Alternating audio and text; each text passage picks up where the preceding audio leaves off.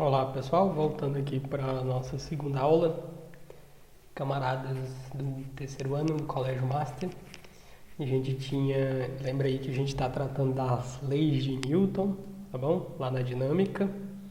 E agora a gente entra na segunda lei de Newton. A gente vai enunciar a segunda lei, falar dela em abstrato, ou seja, teoricamente, dar alguns exemplos e falar da terceira lei, tá bom? Então vamos à nossa aula. Qual é o enunciado da segunda lei? Então, o enunciado que eu escolhi aí foi esse aqui, ó. A toda força resultante que atua sobre um corpo corresponde uma aceleração de mesma direção, mesmo sentido e de módulo proporcional a essa força. O que ele está dizendo? Ele está dizendo que quando eu aplico uma força resultante, que vai dar uma resultante diferente de zero num objeto, que tem uma certa massa m, eu vou submeter esse corpo a uma aceleração, certo? E essa aceleração tem a mesma direção e o mesmo sentido da força que foi aplicada, tá bom? Tem gente que chama essa lei de lei da força, mas ela não define o que é uma força, tá bom? Força, o que é força a gente vai definir agora numa terceira aula que vai vir junto na sequência dessas outras duas. Então, o que aconteceu? Com base em experimentos, o Newton lá na Inglaterra, 1600 e pouco, pôde obter a seguinte relação entre a força resultante e a aceleração de um corpo. Newton obteve que a força resultante, que é um vetor, era igual a massa vezes a aceleração. Aparece esse fator multiplicativo aqui, que é a massa, tá bom? Lembrando que aqui você tem uma grandeza vetorial, que é a força, e a aceleração também é uma grandeza vetorial, e a massa é uma grandeza escalar. Tem alguns pontos que eu vou elencar aqui para vocês, botei em letras aqui, A, B, C e D, que são importantes aqui na segunda lei de Newton. Mas antes disso eu trouxe para vocês a análise de um gráfico para mostrar que a força e a aceleração são grandezas diretamente proporcionais. O que significa dizer isso? Significa dizer que se uma aumenta, a outra também aumenta junto, tá bom? O que rola aqui, ó, tem uns exemplinhos aqui, ó. Suponha que você tem um corpo aqui, um objeto, se aplica uma força FR, uma força resultante FR, certo? Então você só vai submeter esse corpo a uma aceleração, que é proporcional a essa força. O que acontece se eu dobrar a força, a 2 vezes a força resultante? A aceleração também vai dobrar, tá bom? O que acontece se eu triplicar a força? Eu triplico a aceleração. Então são grandezas diretamente proporcionais. Então o gráfico diz justamente isso. Aqui você tem a aceleração e aqui você tem a força. Quanto maior a força, mais aceleração eu tenho, porque são grandezas diretamente proporcionais, tá bom? O ponto A diz assim, ó, o ponto A, B, C e D sobre a segunda lei. O A diz assim: o módulo da aceleração adquirida por um corpo é diretamente proporcional ao módulo da força. É o que está exemplificando justamente aqui a figura de número 5, certo? Tópico B, ou ponto B. O módulo da aceleração adquirido por um corpo é inversamente proporcional à massa desse corpo, caso a força aplicada seja constante. Então, aqui no ensino médio, a maioria dos problemas vai ser com força constante. Bom, quando você tem força variando, aí você precisa de cálculo diferencial integral, geralmente. Então, o que ele está dizendo? Que a aceleração é inversamente proporcional à massa. Quanto maior a massa, menor a aceleração, certo? Eu vou diminuindo a aceleração quando eu aumento a massa do corpo para uma mesma força. Suponha que eu aplico uma força de 100 newtons para um copo. Então, eu vou ter uma aceleração. Suponha que eu encontre outro copo e coloque aqui em cima e aplique a mesma força. Eu vou diminuir a aceleração pela metade. Suponha 3 copos, do mesmo formato e mesma massa, e aplique a mesma força que eu apliquei no primeiro. Eu vou diminuir a aceleração por 3 massas desse copo, certo? Que é justamente o que o gráfico mostra aqui. Ó. Esse gráfico mostra que ao se aplicar uma força de mesmo módulo, tá bom? De mesmo valor, os dois corpos diferentes, a dois corpos diferentes, a variação da velocidade dos corpos não é necessariamente a mesma, tá bom? Você vai mudar a aceleração e, consequentemente, muda a velocidade. A relação entre aceleração e massa é justamente de inversamente proporcional. Isso te dá uma hipérbole, que é o gráfico, por exemplo, de 1 sobre x. Se você plotar aí, você vai descobrir que esse gráfico é uma hipérbole, que é essa figura aí. O gráfico é justamente isso aqui que está exemplificado. Se eu tenho uma massa m, uma força r, uma aceleração a, então você vai ter uma aceleração para essa massa. Agora, se eu dobro a massa, eu vou diminuir a aceleração pela metade. Lembrando que essa força é sempre a mesma, força R, sem mudar essa força. Se eu triplico a massa para uma mesma força, a aceleração divide por 3, porque é inversamente proporcional.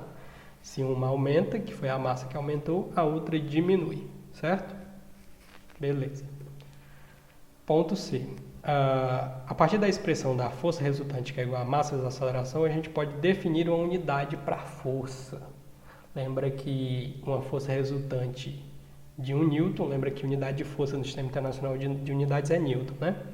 Então, uma força resultante de 1 newton é a força que, quando aplicada sobre um corpo de massa de 1 kg, faz com que esse corpo adquira uma aceleração de 1 metro por segundo ao quadrado, tá bom?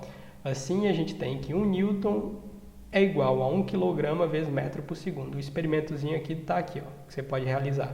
Você tem uma massinha de 1 kg e tem um dinamômetro. A gente tem um desse aí lá na escola, no laboratório da escola. Então, qualquer dia a gente pode usar. Ele é utilizado para medir força. O que rola? Você tem um objeto de 1 kg e você aplica uma força de 1 newton. E quando você faz isso, você submete esse objeto à aceleração de 1 metro por segundo ao quadrado. Isso é justamente 1 newton. 1 newton é igual a 1 kg vezes a aceleração que eu submeto ele, 1 metro por segundo ao quadrado, certo? E ponto D.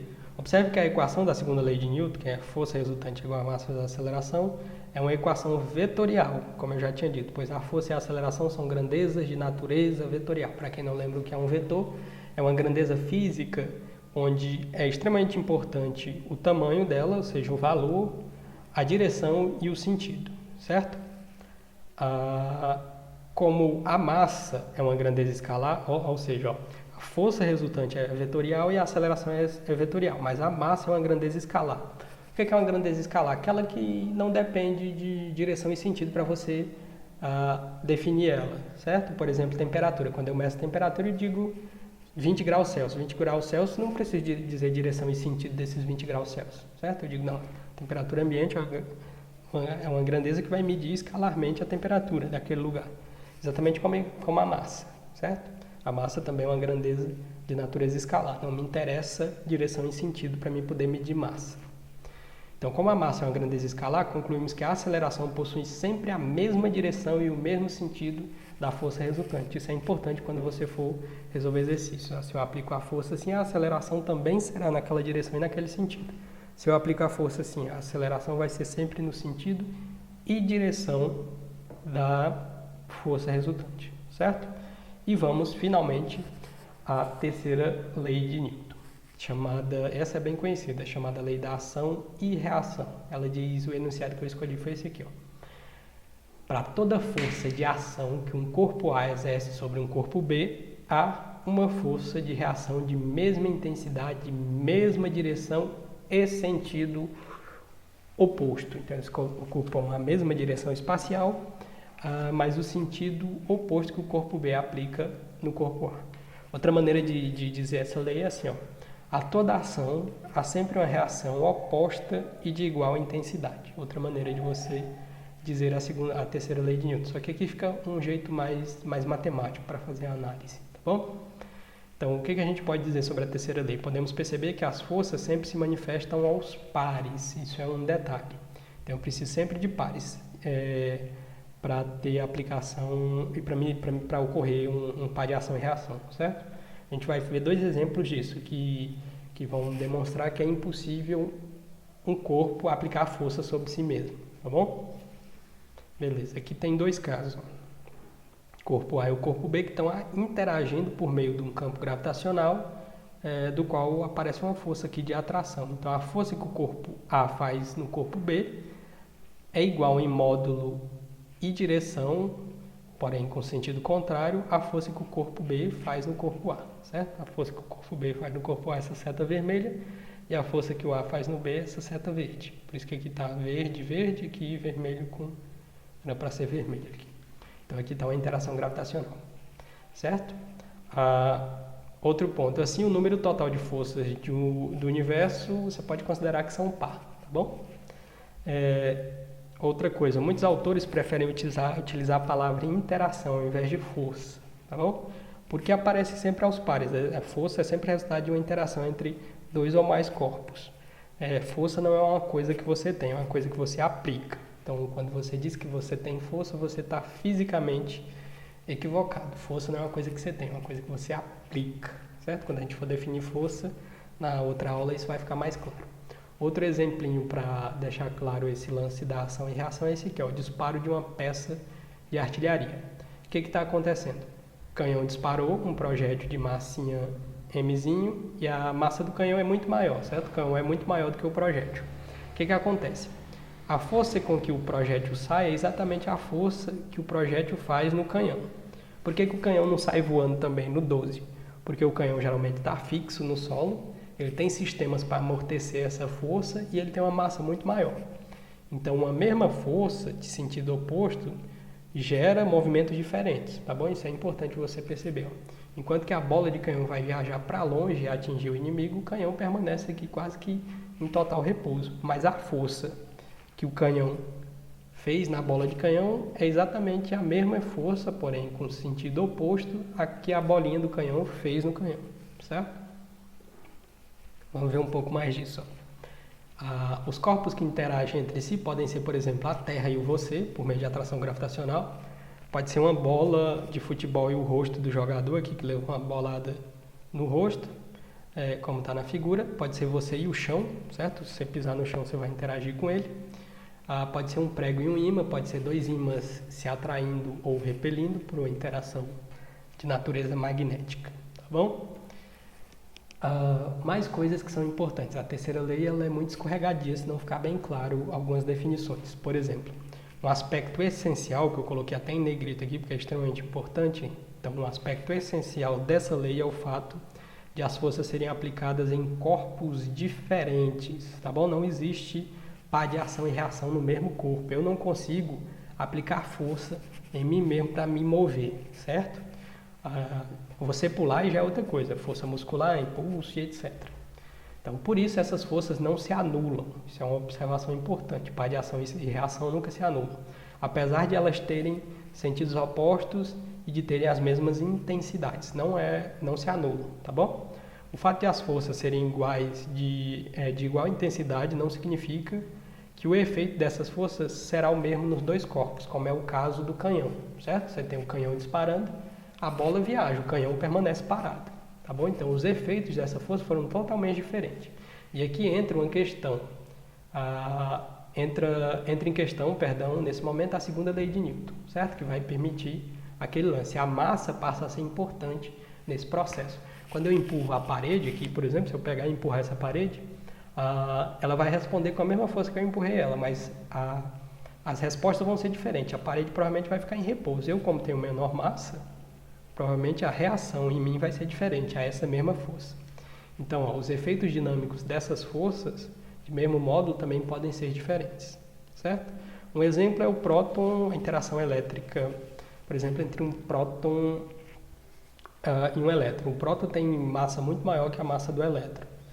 Então, esse fato vai mudar a maneira como eles respondem a uma mesma força de interação, tá bom? Eu trouxe mais dois exemplos que são muito comuns na física, para quem nunca viu vai ver agora, que vai tratar justamente da terceira lei, que tornam algumas situações impossíveis, mas que se não existissem seriam muito boas na realidade. De novo, eu repeti aquela frase, porque ela é importante. Um aspecto essencial dessa lei é o fato de as forças serem aplicadas em corpos diferentes. Aqui eu tenho um sujeito, vamos chamar de um sujeito ingênuo, ou o sujeito experimentador. O que ele pensou? Ele pensou em fazer um carrinho onde ele tem um ímã e ele coloca um outro ímã segurado por ele próprio de cima do carro, na frente do carro, certo? Qual era a ideia dele? Que esse ímã atraísse esse e o carro adquirisse um movimento. Por que eu chamei de carro impossível? Porque ele está conectado ao carro e a varinha está conectada ao carro de maneira que esse ímã também está conectada ao carro, fazendo com que isso aqui tudo, a situação inteira, seja um corpo só. Então você não vai ter um par de ação e reação. Ocorre que você pode tentar fazer isso em casa, pega 2 ímãs e tenta fazer isso. Como o par de ação e reação estarão no mesmo corpo, não vai resultar nenhum movimento. Seria muito bom se isso fosse verdade, né? Se fosse verdade, se fosse fácil, os engenheiros já teriam feito um carro desse jeito, a gente não precisaria estar fuçando petróleo aí no planeta para poder ter combustível para rodar com os nossos automóveis, certo? Outro caso que talvez fique mais claro é de um homem na areia movediça. Suponha que algum sujeito de terno, por alguma maneira, caiu numa areia movediça aí. Suponha que ele não conheça a terceira lei de Newton. O que ele poderia pensar em fazer? Em agarrar o próprio braço, certo? E tentar se salvar puxando o próprio braço. Só que aí, de novo, o par de ação e reação estariam no mesmo corpo, certo? Isso seria uma contradição absurda. Significa que ele não consegue se salvar, certo? Então, para mim ter a lei da ação e reação, eu preciso de 2 corpos diferentes. Tudo bem? Eu vi uma situação parecida com essa em um filme, em um livrinho também de romance, desses romances de cavalaria e tal. Um rei montado em seu cavalo cai em um lago que é muito profundo e lá na história ele consegue se salvar puxando os próprios cabelos. Ele agarra nos cabelos e no decorrer do enredo lá do romance, ele sai de dentro d'água, ele e o cavalo, violando, portanto, a terceira lei de Newton, né? Ele desconhecia a terceira lei de Newton, certo? Mas apenas como brincadeira. Então, esses 2 exemplos são para ficar claro para você que um aspecto essencial da terceira lei de Newton é o fato de as forças serem aplicadas em corpos diferentes, tá bom? Sempre corpos diferentes. Beleza? Então a gente chega ao fim dessas 2 aulas aqui. Obrigado pela sua atenção. Bons estudos durante a quarentena. Respeitem a quarentena, fiquem em casa, que a gente vai vencer esse danado desse vírus. Um forte abraço a todos e até a próxima.